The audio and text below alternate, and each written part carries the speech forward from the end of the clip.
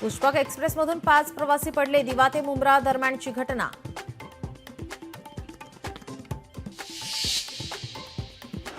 पुणे महानगरपालिकेतील सर्व जागांवर मनसे स्वबळावर निवडणूक लढण्याची शक्यता. राज ठाकरे आज पुण्यात सर्व पदाधिकाऱ्यांची बैठक घेणार.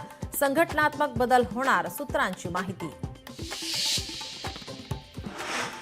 शरद पवार आणि उपमुख्यमंत्री अजित पवार आज पुन्हा एकदा एकाच मंचावर. वसंतदादा शुगर इन्स्टिट्यूटमधल्या एका बैठकीनिमित्तानं येणार एकत्र. गेल्या 2 महिन्यातील ही 7वी भेट.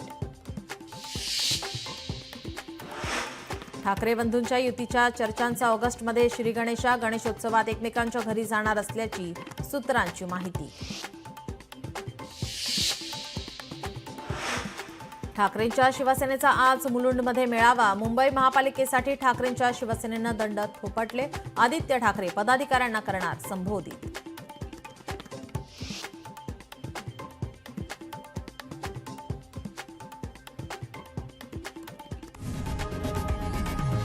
लोकशाही मराठी ऐका, पहा, जागरूक रहा.